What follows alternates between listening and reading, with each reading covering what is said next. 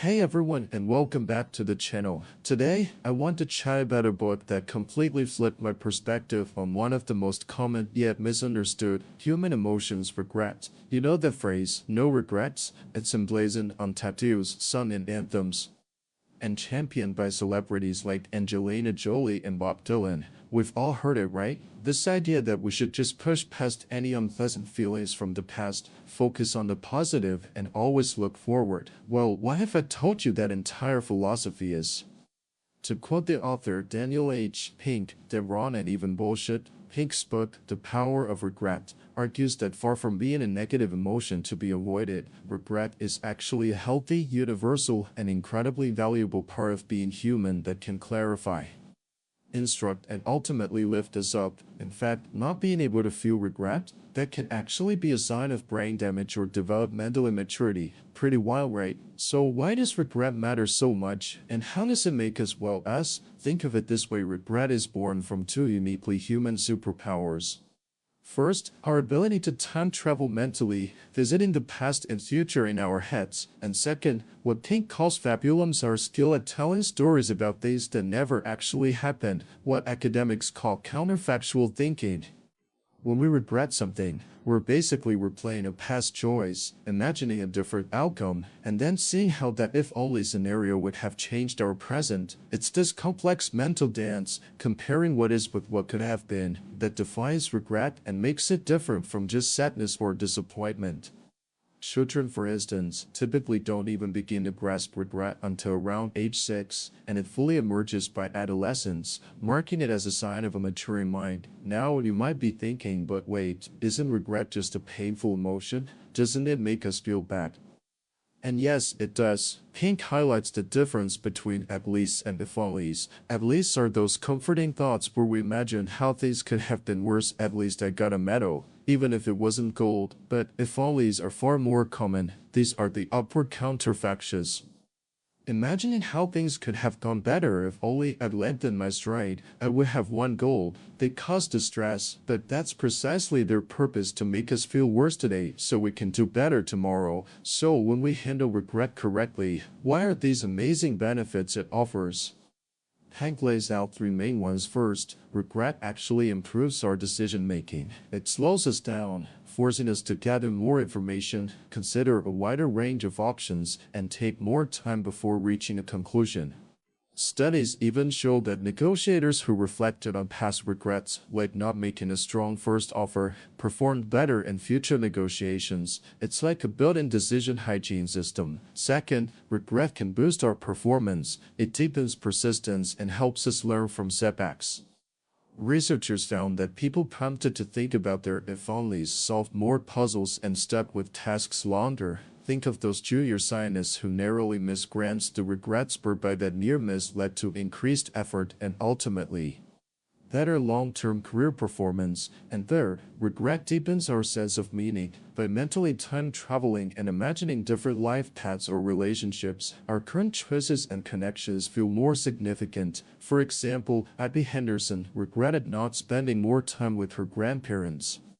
That regret became a catalyst for her to seek out her own parents' stories, leading to more connection and a more flavorful life. Regret, in this sense, isn't meant to drag us down, it's meant to lift us up as a catalyst for future behavior. Now, this is where the book gets really interesting. Pink conducted massive surveys, the American Regret Project and the World Regret Survey, collecting thousands of regrets. What he found wasn't just a jumble of superficial life regrets about career, family, or health. Instead, he discovered a deep structure of human motivation and aspiration, almost like a photographic negative of the good life. He categorized almost all regrets into four core types, which reveal what we truly want and need. 1. Foundation regrets. If only I'd done the work. These reflect our human need for stability. These are the gradually then suddenly regrets, like not saving money, neglecting health, or not studying diligently. This stem from failures of foresight and conscientiousness. The lesson here is clear: think ahead, do the work, and start now. 2. Boldness regrets. If only I'd taken that risk. These highlight our need for growth. They come from failures to take chances, speak up, or pursue dreams like not launching a business, not traveling, or not being true to oneself. These are often the inaction regrets that haunt us the longest. Pink's advice: speak up, ask them out, take that trip. Start that business, step off the train. Jeff Bezos famously used a regret minimalism and framework to decide to found Amazon, projecting himself to each 80 and choosing the path he'd regret not trying. 3. Moral regrets: if only I'd done the right thing. These underscore our deep-seated need for goodness. While they're the smallest category, they're often the most painful. They rise from choosing a path that goes against one's conscience, like cheating, betrayal, or bullying. As one survey respondent put it, decades later, they still cringe thinking about bullying a new kid. The simple lesson is, when in doubt, do the right thing. 4. Connection regrets: if only I'd reached out. This is the largest category and emphasizes our fundamental need for love and belonging. These stem from fractured or incomplete relationships, friendships that drifted, family bonds that frayed, or missed opportunities to connect. Shara Johnson, for example, regretted letting a deep college friendship drift for 25 years. The biggest barrier here: awkwardness. We overestimate how uncomfortable it will be and underestimate how much others will welcome our overtures. The powerful lesson: shove aside the awkwardness and reach out now. The famous Grant study at Harvard, tracking people for 8 years, found that close relationships, more than money or fame, are what keep people happy throughout their lives. So how can we actually use this powerful emotion instead of just letting it weigh us down? Hank proposes a 3-step process for transforming existing regrets. First, self-disclosure, relive and relieve. This means sharing your regret, either by talking to a trusted person or writing about it for 15 minutes a day for a few days. It helps organize those abstract negative emotions into concrete thoughts, reducing their burden and making them easier to analyze.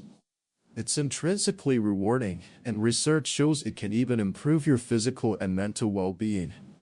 Second, self-compassion. Normalize and neutralize. Instead of beating yourself up, treat yourself with the same kindness and understanding you'd offer a friend in a similar situation. Recognize that making mistakes and being imperfect is part of the shared human experience. This approach doesn't foster complacency, it actually motivates you to confront difficulties constructively. Third, self-distancing, analyze and strategize. This involves gaining perspective by viewing the regret from a detached, objective standpoint, like a fly on the wall, or from a future vantage point. You can even use third-person language like "Daniel regrets" instead of "I regret" to discuss it. This helps regulate emotions, enhances problem-solving, and allows you to extract actionable lessons without being consumed by negative feelings. Beyond transforming past regrets, Hank also discusses anticipating regret. This is about looking into the future, predicting what you might regret, and then adjusting your behavior today. It can be a powerful motivator for positive actions like getting health screenings or vaccinations. However, there's a downside: we're often terrible at predicting the intensity and duration of our future emotions, frequently overestimating regret.